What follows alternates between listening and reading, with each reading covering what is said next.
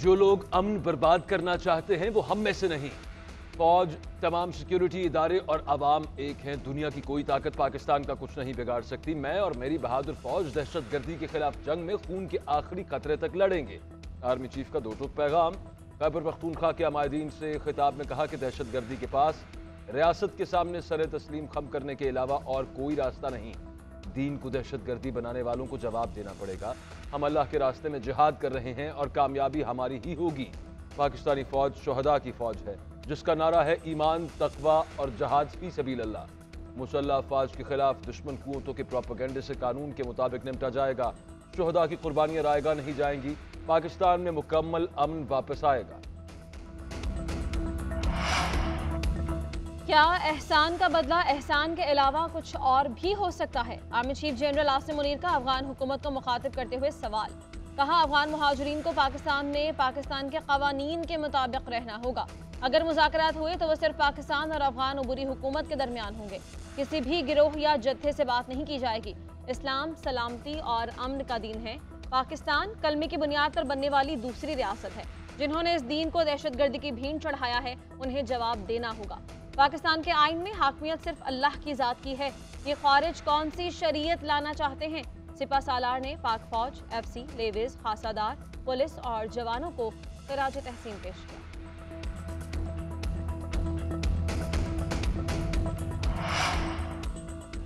अफगानिस्तान से बाहर ना जिहाद और न जंग की इजाजत है। अफगानिस्तान के सुप्रीम लीडर हैबतुल्लाह अखुंज़ादा का वाज़ेह पैगाम सामने आ गया।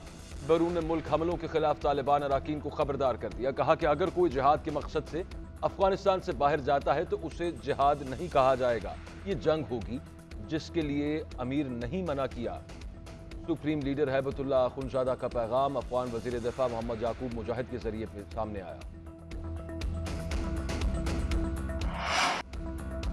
चेयरमैन पीटीआई की सजा के खिलाफ सुप्रीम कोर्ट में दरख्वास्त दायर। तोशाखाना फौजदारी केस का फैसला जल्दबाजी में किया गया। फेयर ट्रायल का हक नहीं दिया गया। सेशन कोर्ट का फैसला कलअदम करार देकर सजा मुअत्तल करने की अपील।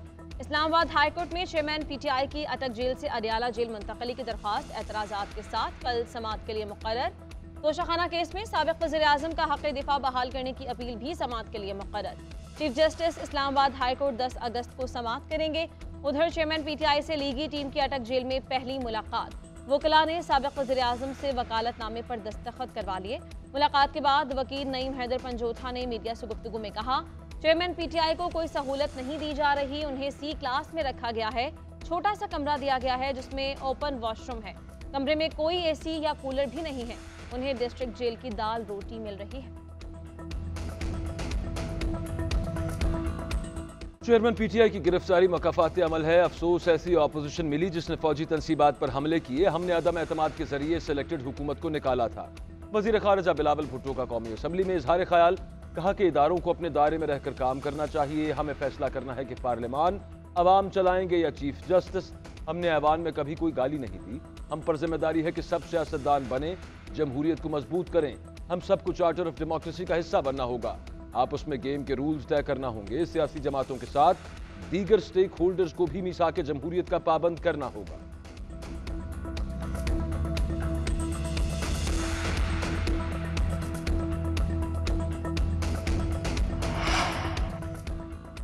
अटक जेल में इन कैदियों को रखा जाता है जिन्हें तकलीफ पहुंचानी हो। मुल्क के साबिक़ वज़ीर आज़म को ऐसे रखना ठीक नहीं है। चेयरमैन पीटीआई को तंग सेल और वहां सफाई ना होने के बराबर है।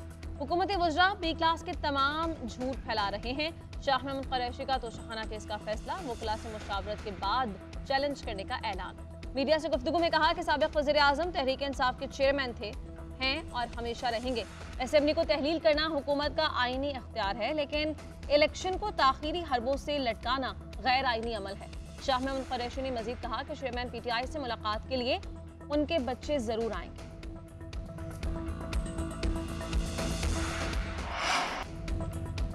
रहनुमा पीटीआई शमशान बुखारी की 9 मई से मुतालिक मुबैना गुफ्तगू मावन खुसूसी अता तारण ने प्रेस कॉन्फ्रेंस में सुनवा दी। कहा कि 9 मई के वाक़यात सोचे समझे मंजूबे के तहत किए गए। शमशान बुखारी कह रहे हैं कि कोर कमेटी के इजलास में सारी प्लानिंग की गई। इनका मास्टरमाइंड चेयरमैन पीटीआई है।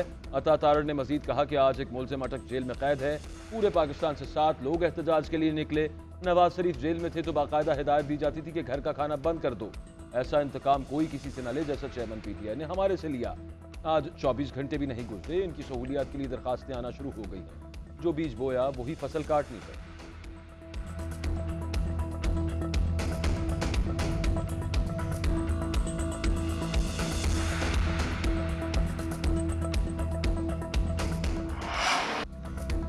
कौन बनेगा निगरान वज़ीर आज़म? सियासी जमातों की मुशावरतों का सिलसिला तेज। निगरान वज़ीर आज़म के लिए सलाह मशवरे जारी। कल तक हतमी नाम सामने आने का इम्कान।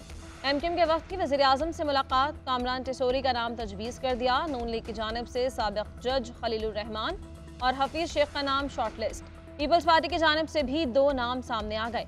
उधर अपोजिशन लीडर राजा रियाज ने भी आज इजलास तलब कर लिया। अपोजिशन के नामों को हतमी शक्ल दी जाएगी। नाम शॉर्टलिस्ट करने के बाद राजा रियाज वज़ीर आज़म से मिलेंगे। कल तक निगरान वज़ीर आज़म के लिए हतमी नाम सामने आने का इम्कान है। राना सनाउल्लाह कहते हैं कि 9 अगस्त को असेंबलियां टूटती हैं तो हल्का बंदियों का काम 9 दिसंबर तक मुकम्मल हो जाना चाहिए। उसके बाद इलेक्शन फरवरी मार्च में भी होते हैं तो कोई मसला नहीं।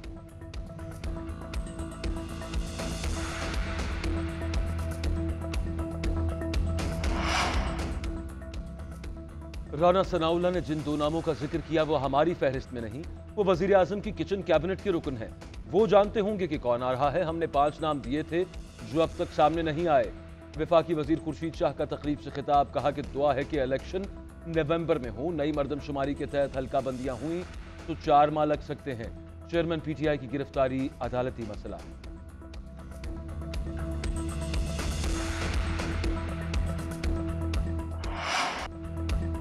वज़ीर आज़म शहबाज शरीफ की ज़ेर सदारत स्पेशल इन्वेस्टमेंट फैसिलिटेशन काउंसिल का इजलास। Army chief general Syed Asim Munir समेत दीगर अरकान की शिरकत। SIFC के तहत अब तक की पेशरफ्त पर गौर। खलीजी ममालिक और चीन की पाकिस्तान में सरमायाकारी से मुताल्लिक़ उमूर का जायजा लिया गया। वज़ीर आज़म शहबाज शरीफ ने इस्लामाबाद में तकरीब से खिताब में कहा, चीन की सरमायाकारी से पाकिस्तान का मुआशी मंजरनामा बदल गया। चीनी कंपनीज और बैंक्स ने पाकिस्तान की तरक्की में किरदार अदा किया। पाकिस्तान CPEC के दूसरे मरहले में दाखिल हो रहा है। Army chief general Asim Munir ने CPEC को आगे बढ़ाने के लिए अहम किरदार अदा किया। CPEC चीनी सदर के बेल्ट एंड रोड इनिशिएटिव का अहम जुज़ है। SIFC मुआशी तरक्की का रोड मैप है।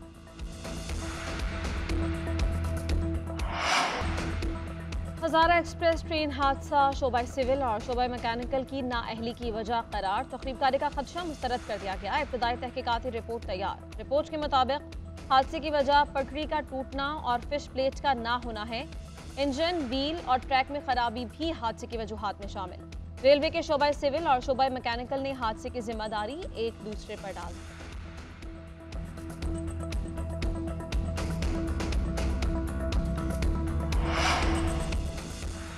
वजीर रेलवे ख्वाजा साद रफीक ने हज़ारा एक्सप्रेस हादसे को वसाइल की कमी का शाखसाना करार दे दिया। लाहौर में तकरीब से खिताब में कहा कि हज़ारा एक्सप्रेस हादसे की तहकीकात जारी हैं, वजूहात का तयन किया जाएगा। हादसे के जिम्मेदारों को सजा जरूर मिलेगी।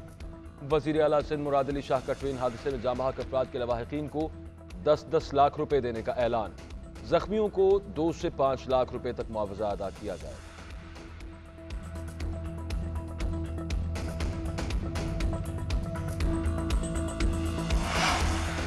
हुकूमत का पैमरा तरमीमी बिल वापस लेने का ऐलान। वज़ीर इत्तलात मरियम औरंगज़ेब ने कहा, मुखलिसाना सोच और बड़ी मेहनत से बिल तैयार किया था। पैमरा के पुराने सियाह कानून को ख़त्म करना चाहते थे। बाज़ शिकों के हवाले से सामने आने वाले तहफ़्फ़ुज़ात का एहतराम करते हैं। ऐसा कोई इक़दाम नहीं कर सकते जिससे ये तासुर पैदा हो कि हमें मीडिया की आज़ादी अजीज़ नहीं। मीडिया इज़हार राय और शहरी आज़ादियों के आईनी हक़ पर कभी समझौता नहीं करेंगे। पहले दिन से यही कहा था कि मुतफ़क़ा तौर पर ही बिल मंजूर करवाएंगे।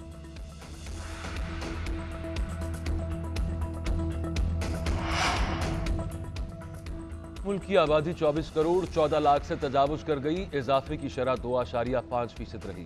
7वीं कौमी मरदमशुमारी का गैजेट नोटिफिकेशन जारी। पंजाब की आबादी सबसे ज्यादा 12 करोड़ 76 लाख से जायद। सिंध की 5 करोड़ 56 लाख से जायद दर्ज। खैबर पख्तूनख्वा में 4 करोड़ 85 लाख से जायद। बलूचिस्तान में आबादी 1 करोड़ 48 लाख से जायद नफूस पर मुश्तमिल। वफाकी दारुल हुकूमत इस्लामाबाद की आबादी 23 लाख 63,000 से जायद गिनी गई। सुप्रीम कोर्ट बार का मरदमशुमारी के नतायज को चैलेंज करने का ऐलान। नई मरदमशुमारी इंतखाबात के इनेकाद में गैर आनी ताखीर का सबब बनेगी। आइन के मुताबिक असम्बलियों की तहलील के 90 दिन के अंदर इंतखाबात कराए जाएं। एमक्यूएम पाकिस्तान मरदमशुमारी से गैर मुतमईन। मुस्तफ़ा कमाल कहते हैं मरदमशुमारी से मुतमईन नहीं, मगर ये भी बड़ी कामयाबी है। पहले बंद कमरों से नताइज आते थे, पहली मरतबा हमने मरदमशुमारी के एक मिनट का ताक़ुब किया। तारीख में पहली बार कराची 37% पर चला गया। नई मरदमशुमारी पर इंतखाबात का हमारा मुतालबा भी मान लिया गया। अमीनुल हक ने कहा एमक्यूएम नई मरदमशुमारी के नताइज को तस्लीम करती है। इंतखाबात नई हल्का बंदियों के तहत ही करवाए जाए।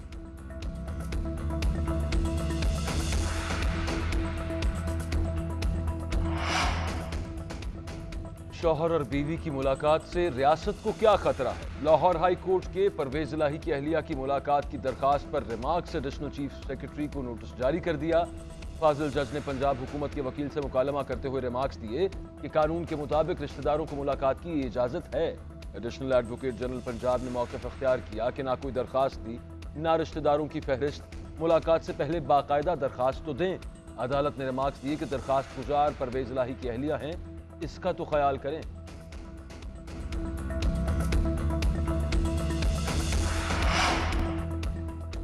कौमी क्रिकेट टीम में कौन कौन खेलेगा, फैसला इंजमामुल हक करेंगे। साबिक कप्तान इंजमामुल हक कौमी क्रिकेट टीम के चीफ सेलेक्टर मुकर्रर। एशिया कप और वर्ल्ड कप की स्क्वाड इंजमामुल हक की पहली असाइनमेंट होगी। 1-2 दिन में एशिया कप के लिए कौमी स्क्वाड का ऐलान करेंगे। खिलाड़ियों के सेंट्रल कॉन्ट्रैक्ट का फैसला भी इंजमामुल हक करेंगे।